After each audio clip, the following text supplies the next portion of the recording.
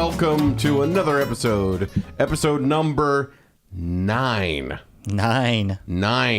of the Casual Movie Club. It's me, John. What's up, buddy? Hi, Brian. Hey, how are you? I'm great, man. And welcome back from your trip. Thank you. I took a little hiatus so I could explore the country of Ireland. And I took a hiatus to take a cruise to go diving in Cozumel and Honduras. Well-deserved vacations. Absolutely. So welcome back. Glad to have you. Yeah, it's good to be back. Absolutely. Same here. Yeah, and getting back into just casually watching movies and enjoying this week's episode.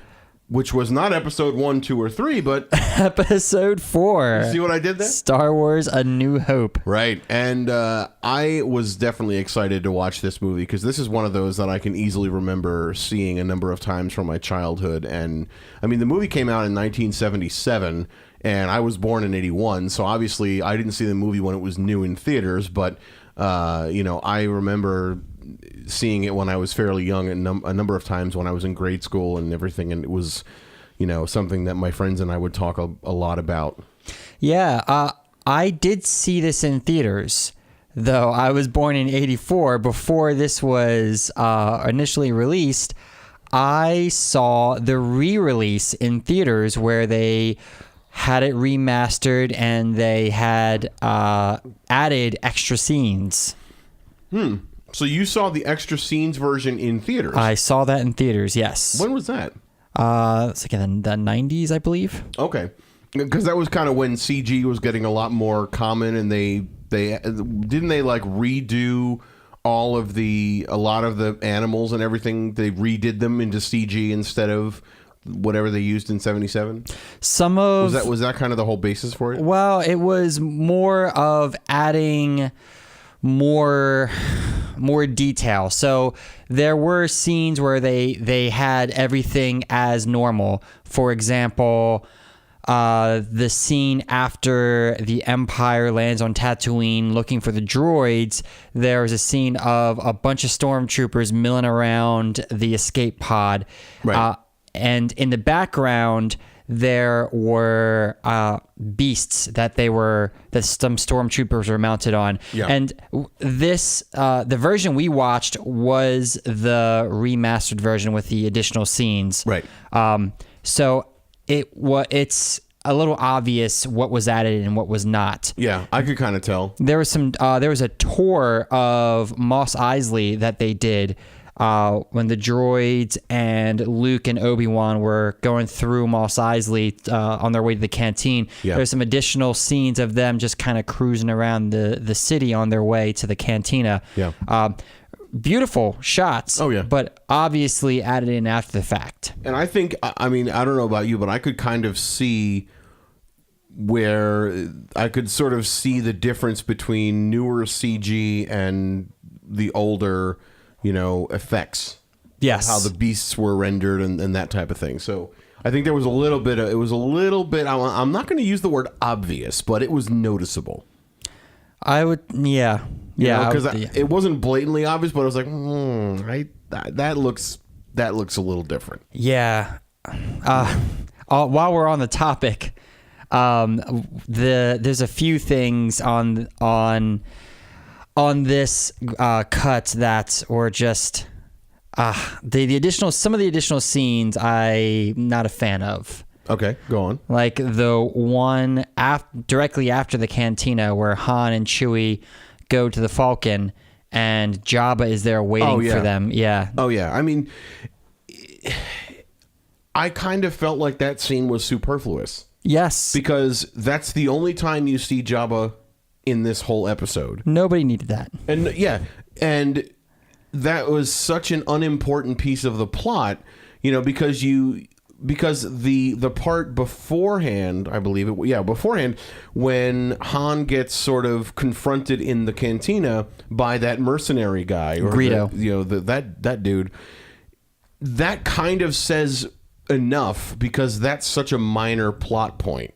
You know that you know that Han Solo is interested in doing this charter for the money. Yeah. You know, he needs the money to pay back Jabba, and you know, there's quite a few of these one-sided English to some other alien language on there, to where we don't need an extra one with Han talking to Jabba about how he owes him money. I mean, because we get that already from the scene with Han in the cantina. Mm-hmm. So that's definitely one of those. I mean, I kind of feel like these scenes may have almost just been added for, you know, just to put them there for the fans, you know, not necessarily doing anything for the plot, but it's just like, here, we'll give you the uncut version with all these extra scenes in it. I'd argue that it's not even for the fans. It's just George Lucas's vision. He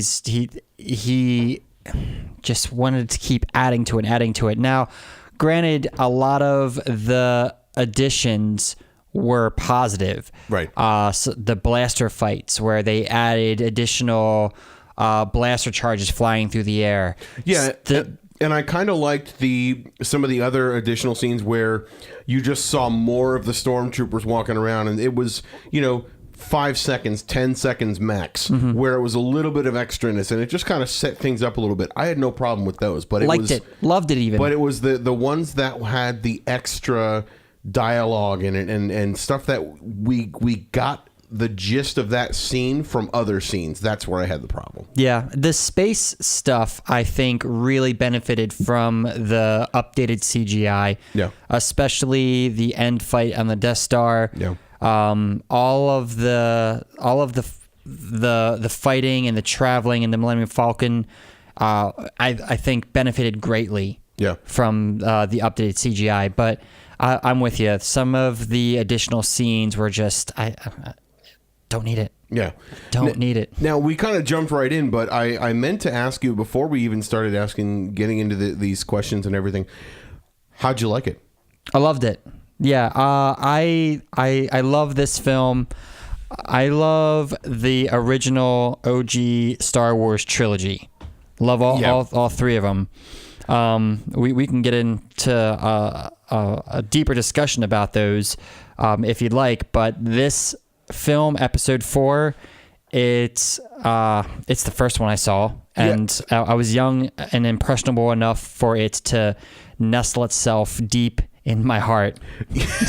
I was just going to say something like that, because you know that like you, that was the first movie I saw, and you know, I understand that they wanted to make the full-on saga, you know, so they had to make the newer movies. You know, they had to make the episodes 1, 2, and 3, you know, later on, because obviously they started with episode 4 back in 1977. But I don't like episodes 1, 2, and 3 nearly to the degree I like 4, 5, and 6. Oh yeah, there's no question. You know, because I'm with you there. There's just there's nothing like it. They're nothing like the other ones. You know, and even just the quality of the acting itself is just far better in these later ones. In episodes 4, 5, and 6, the original ones, than the 1, 2, and 3. Yeah, the caliber of acting in episodes 4, 5, and 6 are far greater than 1, 2, and 3. No question about that from me. Yeah. The first three, I liked the first three movies. Wait, first three meaning 4, 5, 6, or first three 1, 2, 3? 1, 2, 3. Okay. I like those well enough. Yeah. I wanted to ask you if you ever heard, I forget what the name of it is called, but there is a cut of the films 1, 2, and 3 where it takes out Jar Jar Binks from episode 1. It takes away some of the superfluous scenes, some of the filler stuff, and it all three of those together have a shorter run time, and it makes for a better viewing experience for the Star Wars purist. And if you've not heard of this cut, it was put together by Topher Grace. Really? Yes. Eric from That 70s Show. Huh. Yes. Well, I can tell you I have not seen this cut, but I'm very intrigued. Mm-hmm. I'm very intrigued because now I personally don't have a problem with Jar Jar Binks because I like comic relief and silly zany characters. I like when there is some sort of a character like that, but Jar Jar Binks is way too much of a character. He has too much screen time in the movies that he's in. So I can totally see how taking him out makes a huge difference and can make a much more enjoyable version. But not to get too far off, because that we're talking about Jar Jar, who's not even in Oh yeah, episodes 4, 5, and 6. This has potential to get us way off topic. Let's veer back to episode 4. This could be a 12-hour podcast. Yeah, honestly, it could. I could talk about these things for a long time. And I could drink lots of Fireball. Yeah, I could help you with that. Yeah, we could even talk about Rogue One. I mentioned it to you while we were watching it. The whole opening crawl of this film is basically the plot of Rogue One. Yeah. The recent prequel film to episode 4. Now, is that where they got the ideas for all those offshoot movies? Because I start to get confused, because I'm not enough. I work with people that are far more Star Wars fans than I am.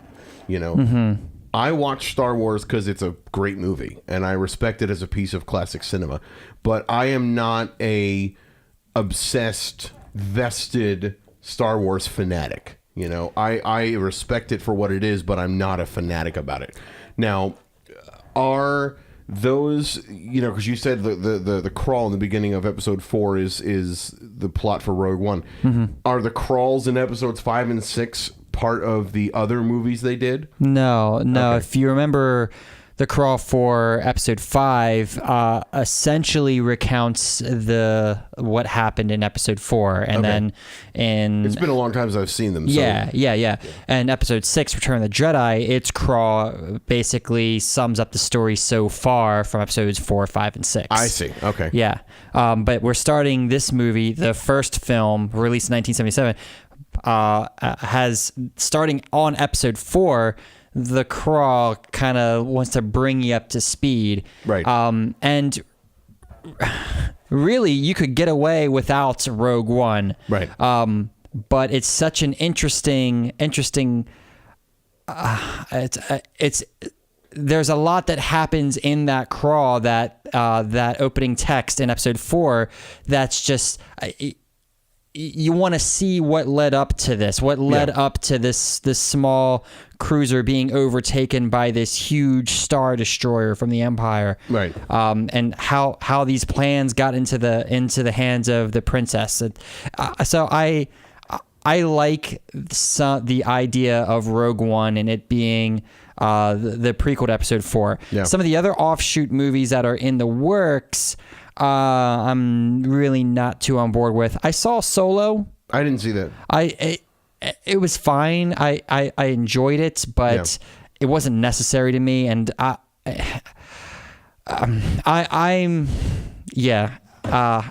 think it's answered questions that I didn't need answered. Yeah, that makes sense. So now just coming back to this movie specifically. How did you feel about the pace of this movie? Because I know that later on when we do our numbers, we're going to talk about the engagement factor. But did you feel like, other than the sort of superfluous scenes that we talked about, how did you feel about this movie as a whole from start to finish? I mean, do you feel like it was a gripping movie? Like there's ways that it can pull you in, or how did you feel about the engagement factor there? And I know we're going to talk more about this when we do the numbers, but surprisingly for me, it was up and down. There were parts of this film that really dragged on for me. Same here. The trash compactor was one part. The Jawas. I was thinking of the Jawas too. Yeah, the trash compactor in the Death Star when they were rescuing the princess and they're all in there waiting for C-3PO to turn on his comm and talk to him. Yeah, that drug on a little too much for me. The Jawas, when they had captured R2-D2 and C-3PO and they were kind of crawling along, there were parts that just felt like they could have been cut short a little bit. They didn't need to go on as long as they did. Yeah. The pacing of this film, I feel like it could have been a bit better. Yeah. And it hurts to say that. But the thing is, we're we're just two guys talking about the movie. You know, we're not movie critics. We're not professionals in this by any means. That's why this is the casual and casual movie club. True. You know? Yeah. So we're allowed to have opinions. That's the beautiful thing about having a podcast. You know, and doing it this way. I want to bring up something that you mentioned as we were watching the movie towards the end. You know, how it ends with the throne room sequence. Mm-hmm. You know, talk to me about that, because I know that you know, you sort of were saying in jest, you know, oh, this is the ending, and just get their medals and that's the end of it. Yeah, but that's the thing. They have this whole plan. The Empire is this evil entity, and it needs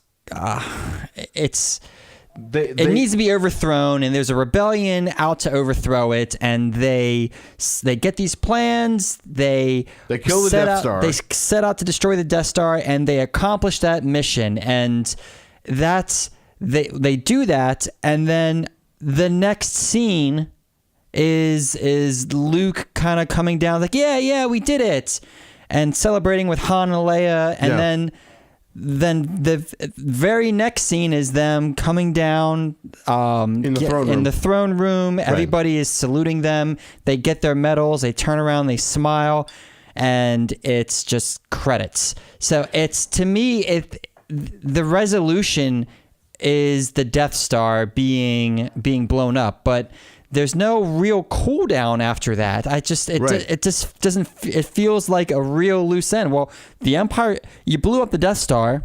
Darth Vader kind of flew away and escaped out into space, but like, they don't talk about it. Like, what happens next? Right, but I'm wondering, did they know they were going to be making the second movie, Episode 5? You know, was that already in production or already happening? You know, that they were okay with ending it right away the way that they did. You know, because I feel like they only would have done that if they knew they were going to be picking up where they left off in the next movie. You know, like, they kind of made this movie as a first of 3, you know, movie. You know what I mean? Like, because if they were making this to stand on its own, that would be a really shitty ending. Yeah. But I think they did this knowing they were going to make the next 2 movies, or at least the next 1 movie. I would need to research this a bit further, but for the sake of the conversation, a movie and I'm talking about the 1977 cut, without all the extras. This movie feels like that there's going to be a sequel. Right. I don't feel that. Now, granted, we talked about Spielberg and Lucas coming up with Raiders of the Lost Ark on vacation. Right. Lucas expected this to flop, but he did. In what I remember, he did have the kind of the story kind of mapped out for what was going to happen next. Yeah, just not nothing really fleshed out, but just a general outline of what the next few movies would look like. Right. Now that leads to a lot of plot holes later on down the line when he does episodes 1, 2, and 3, and then such and so forth. That's a different conversation. But this ending the way that it does. I think you're right. I think he had the outline set up so I could do an episode 5 and episode 6, but I'm not expecting to do one. So this is a good place to end it. Yeah, and it feels rushed. I can see it from both sides, but at the same time, I don't think that. I wouldn't say it feels rushed. I just feel like it leaves too many things open to wrap up. Unanswered questions, maybe? Yeah, exactly. Because, you know, they come back from the Death Star destroying session. You know, everybody's happy. They're hugging each other. Then what? You know, because then you don't know what happens after that. It's just basically, okay, we got back. We went to the, you know, for all we know, there was an hour where they had to go and get changed and get ready for the throne room ceremony. They went to the throne room. Then what? You know, there's and that's just one of many possible things that they did. Based off of conversations earlier in this film, there's still an emperor. Right. There's still a council. Oh, yeah, because they haven't thrown over the whole empire. No, they just destroyed this one space station. Right. They just took out one of their biggest, their biggest achievement in anti-planetary weaponry. They just took that out. Yeah. So they screwed, they messed up what the Empire's plans were, but they certainly didn't overthrow them. No, the Empire's still out there. Yeah, they're still out there. There's still a bunch of those Star Destroyers. There's still a bunch of Stormtroopers. Right. They're just, you destroy one base, and here's some medals, Luke and Han. And Chewie didn't even get a medal. What the hell is that about? Okay, yeah. I'm glad you brought that up, because I was also going to mention that everyone is standing there in silence watching this whole ceremony. Then Chewie just lets out some noise, whatever, and then they all start cheering. So since when did Chewie become the master of ceremonies? If they had subtitles, it probably would have said, "Where the fuck's my medal?" Yeah. But no one knows that, so they just assume his was, clap now. Well, just Han. Han knows. Yeah. Yeah, but I mean, all that aside, it's definitely on my list of favorite movies for sure. Oh, yeah. Definitely. Top movie for me. Yeah. Anything else you want to bring up, or shall we numberize it? No, I've rattled on long enough. Let's get to the numbers. All right. This is gonna be a short episode. Okay. So I am going to defer to you, my friend, my good friend Brian, back from Europe, ready to talk numbers. I'm ready to talk numbers, baby. Now, if you're wondering what we're talking about, what we mean by numbers, if you go to casualmovieclub.com, click on leaderboard, you can see where we rank the movies that we talk about on this podcast. So we have a few criteria, namely acting. So how well did the actors convey the story? How believable were they? The script, like the actual quality of the dialogue written. The presentation, so what was the quality of the technical approach there? Editing and visual effects, were they too much, not enough? How was the sort of technical capture of the movie?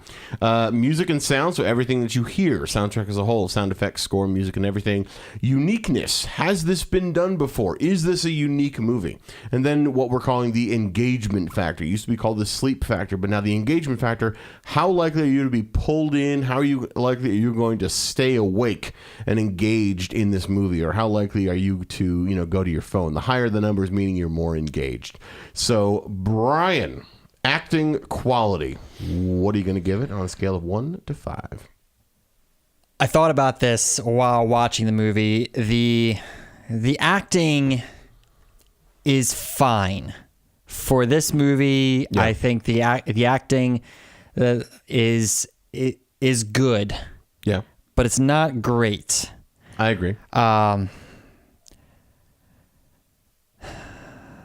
Mark Hamill, I love the guy. I love his Luke Skywalker, but some of his delivery is just doesn't do it for me.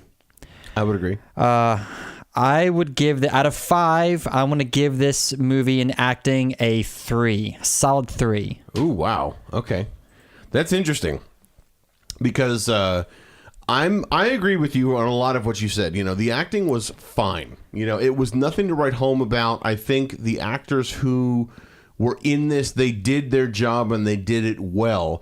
But there was a few lines, one of which that sticks out to me, and one of the lines that sticks out to me was when Darth Vader is talking about the folks that were on the Millennium Falcon when they had just gotten pulled into the Death Star.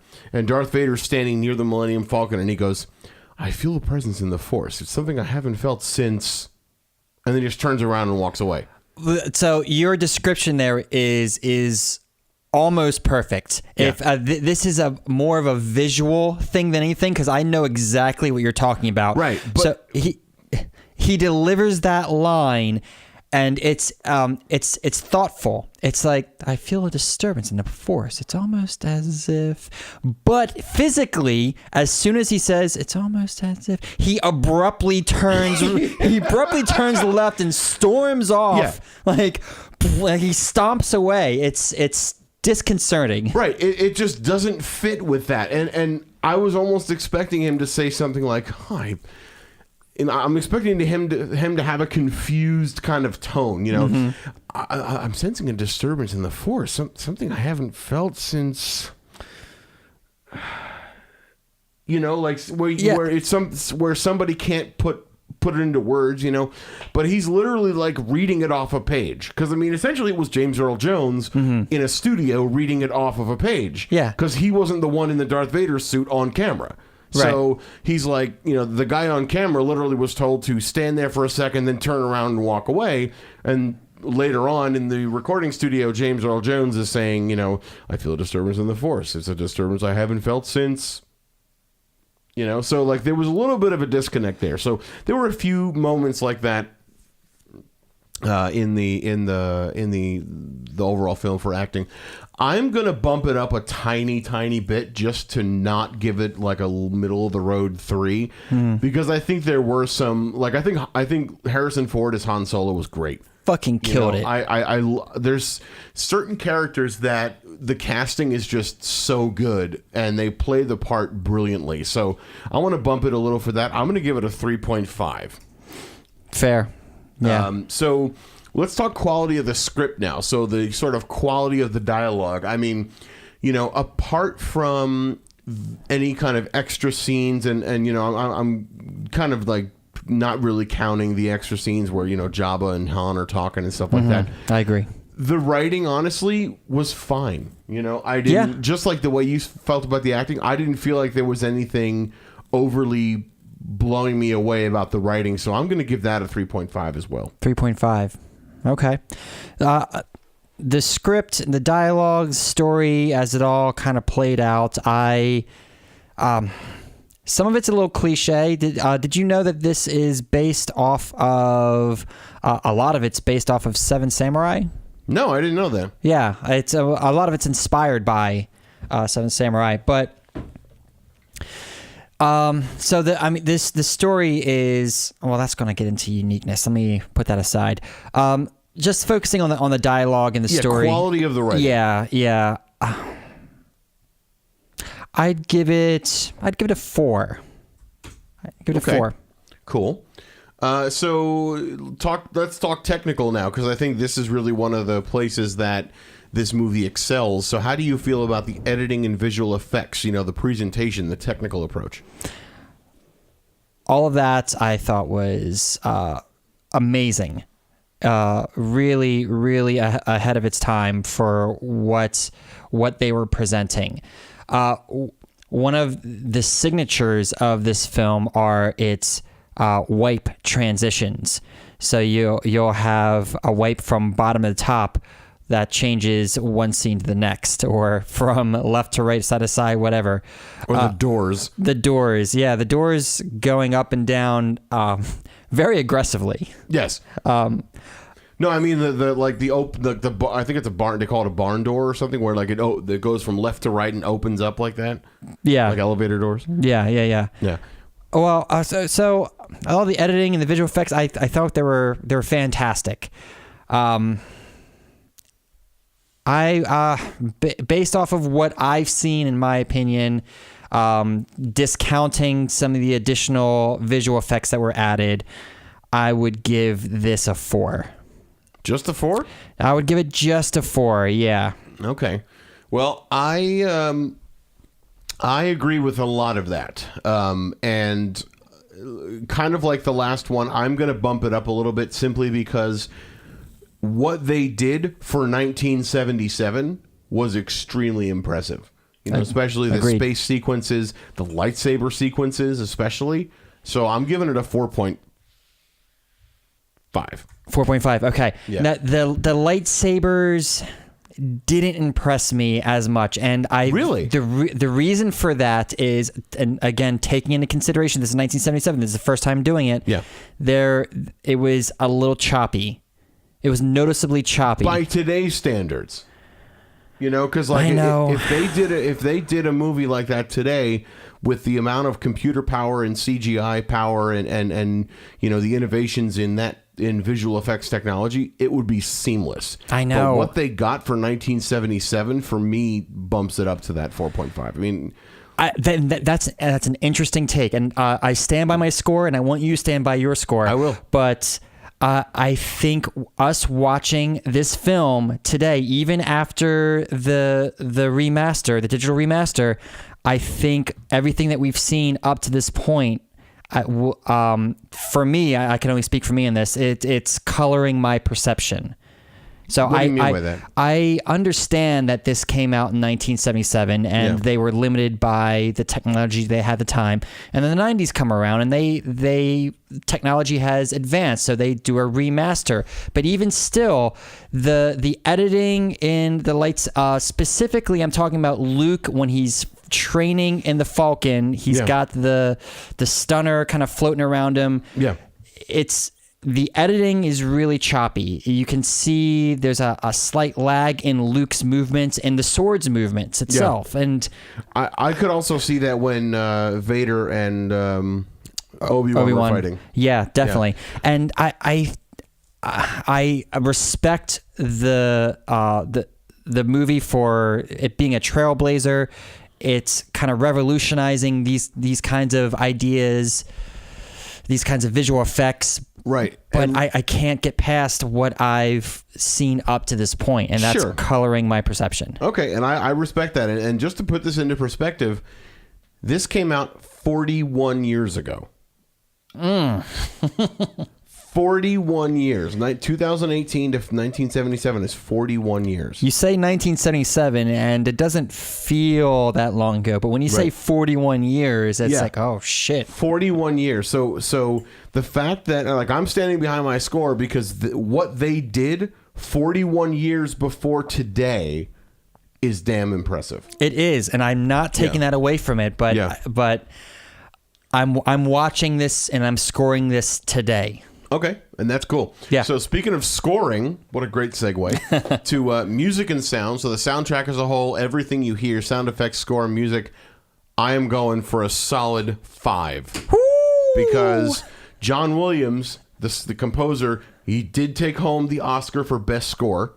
But I believe one of the other Oscars was for Best Sound as well. Yeah, you're right. So I am standing behind the Academy of Motion Picture Arts and Sciences, and I am also just the audio engineer in me loves the score. I love what they did with the music. I love what they did with, the sound effects and the audio portion of this is just brilliant. So I'm standing behind my 5. Interesting. No, it's not interesting. I give it a 5. How can I not give this a 5? This soundtrack is one of the most iconic, most recognizable soundtracks in the world. I dare say history. Yes. Everyone knows what the Star Wars theme sounds like. Right. The lightsaber sounds of just the vibrating lasers swiping through the air, the blaster sounds. There's a little Wilhelm scream in there also. Yes. R2-D2's whistling and beeping and whirring. Like everything about this is iconic in regards to music and sound. Good. 5, baby. Good. I give it a 5. Fist bump. Yes. Yeah, and let the record show I just fist bump Brian because I'm so glad we both agree on that. Yeah. All right, and moving on, my friend Brian. Uniqueness. You started talking about something earlier that we were going to get to in uniqueness, but you said this was based on the Seven Samurai. I'm not familiar with that, so please tell me about that. Seven Samurai is a story of 7 samurai, and they defend a village against. I believe it's the Emperor's army. They come. Or bandits, they come and they terrorize this village, and 7 samurai come and kind of defend the village from the bandits or the emperor. I forget the details of the story, but you can see some of the Asian influences in this film, in how Luke and Obi-Wan are dressed. They wear those robes of very Asian inspired. I never looked at it that way. That's interesting. Darth Vader, his helmet in particular is very reminiscent of I think samurai armor, I believe. Yeah, if not now, of course, but later, like pull up samurai armor or just look up Darth Vader samurai armor, and you'll see similarities. And some of the sort of henchmen and the crew on that Death Star were kind of, not the stormtroopers, but like some of the other folks were wearing hats and everything that might be in that same vein also. Yeah. Now that I think about it. Yeah, exactly. Well, so all that to say, the premise of the story as well is something that isn't really all that unique. Okay. You've got a wistful farm boy who's hoping for high adventure out in the great unknown. And overprotective parents. Overprotective parents that want to keep him there for his own good. And then you have a mysterious wizard or stranger that comes and kind of whisks him away and takes him. Turns out he's the chosen one after all. Blah, blah, blah, blah, blah, blah. The rakish rogue. Does this make you think of The Matrix at all? It does now. It does now. There are aspects of to it that... Neo is just this sort of... simpleton hacker guy who has a day job and does his thing, and then he meets Morpheus, who takes him away and opens his mind, brings him to the real world and everything. So the tropes are there. Yeah, the tropes are there. So for uniqueness, as influential as this film is, and don't want to take anything away from this film has influenced pop culture as well as films since its time. But for uniqueness, I would probably give it a 3.5. I will give it a 3.5. Okay. That's cool. Now, I before having done this podcast or before having done anything like this, I had not even considered any of this, or any of these alternate perspectives to the uniqueness or the samurai or anything like that. So, that does... to use your phrase, that alters my perception a little bit of it. So, I'm just going to agree with your 3.5 on this, simply because I would probably have given it a higher score had we not had that discussion, because for the time of, 1977, I don't know of any other space movie apart from Star Trek.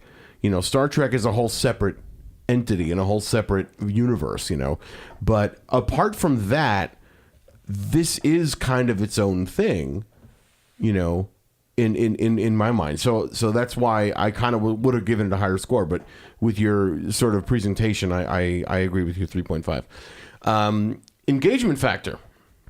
This is one that I think my having seen it a number of times meant that I was not as drawn in today when we watched it, or usually when I watch it, because sometimes I'll have it on in the background and I'll be, doing stuff around the house, or I'll have it on in the background if I'm, hanging out with friends or something, or, whatever. So for that aspect, I don't think it's something that would pull me in, but I would love to see someone that's never seen this before, maybe like a teenager.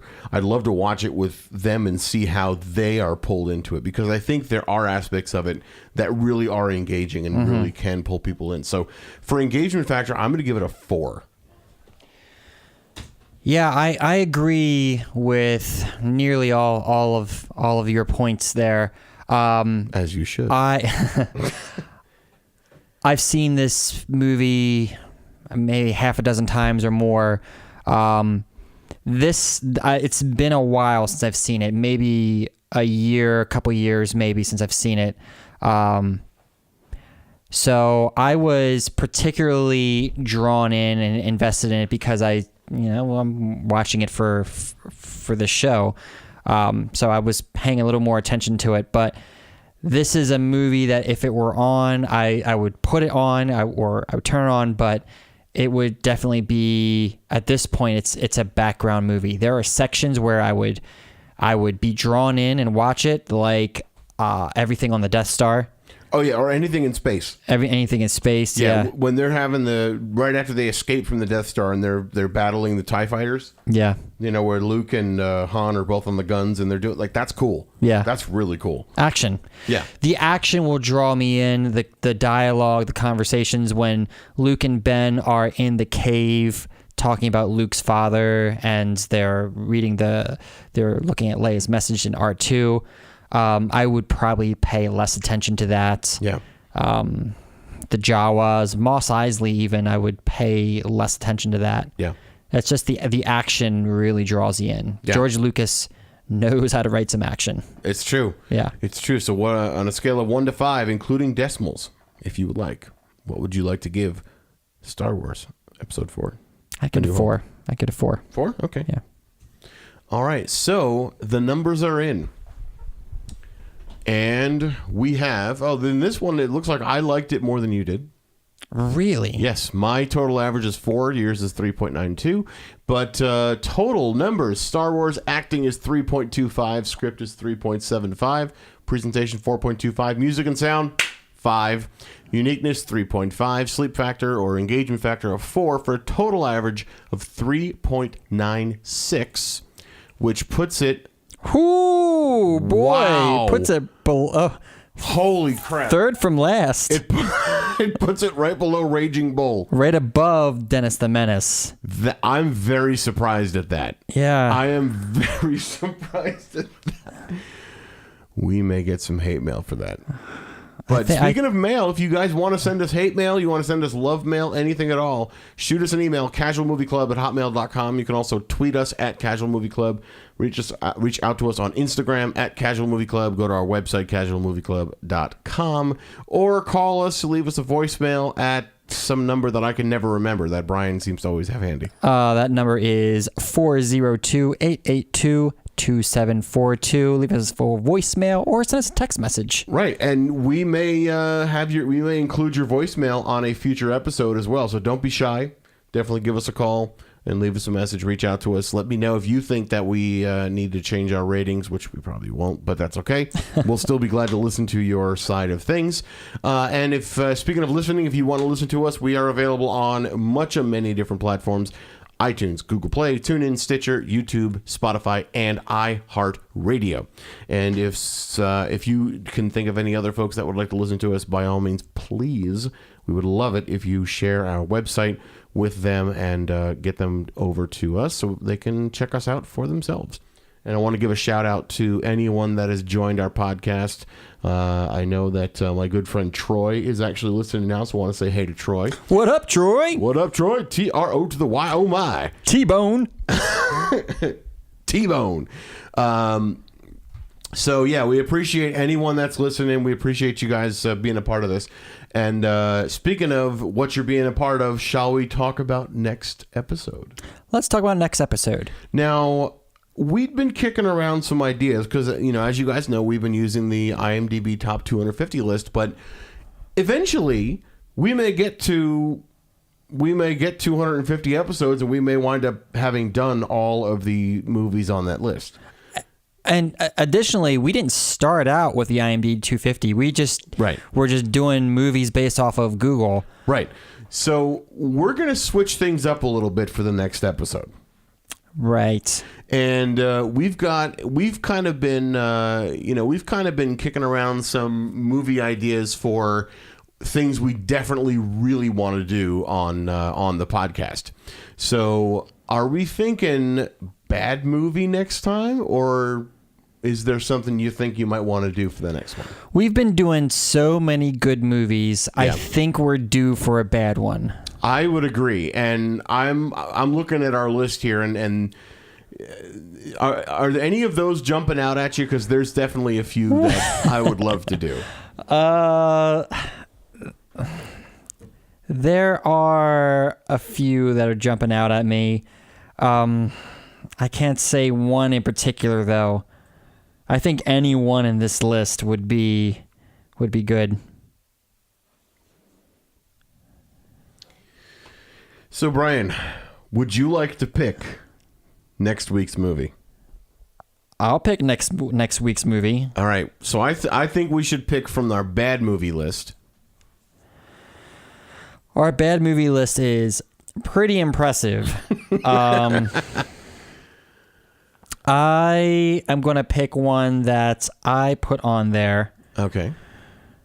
And, this is a tough call to make. But I think we should do... The Human Centipede. You want to do the Human Centipede? I'm kidding. I put that on there, but I'm no. Well... We don't have to do that one yet. Eventually we should do it, but...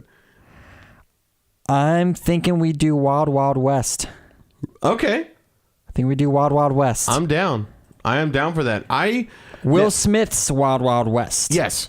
Will Smith, Kevin Kline. Yeah. And is it Penelope Cruz? Who the woman is? I might be Salma Hayek. I think it is Salma Hayek. Is it Salma Hayek? And Kenneth Branagh as the villain. Yeah. A British guy doing a Southern accent. Now, you put that on the list of bad movies. I really like that movie. Oh, John. Oh, John. When was the last time you saw this movie? Probably about a year ago. About a year ago? That's way too recently to have seen this movie. Was it on the background? Were you forced to watch it? I really like it. I don't know. All right. Well, I don't know. I'll be interested in hearing your take on it then. Okay, for sure. Yeah. So next week, December 10th, is going to be the Wild Wild West with Will Smith, Kevin Kline, Kenneth Branagh, and whatever the female lead whatever is. that Latin chick's name is. But we'll find out. Yes. But apart from that, thank you so much for tuning in. Yeah, we really appreciate it. Thanks for stopping by, hanging out in the club. Yeah, and like we said before, please feel free to invite many into the club. This is not an exclusive club by any means. We welcome all into the Casual Movie Club. And if you want to reach out to us, definitely do so. casualmovieclub@hotmail.com, Twitter and Instagram at Casual Movie Club. Go to our website, casualmovieclub.com as well. You can click on contact and email us over there. Reach out, talk to us, let us know what you think, and watch some movies, have fun, and we will see you next week. All right, guys. Thanks. Bye. Bye.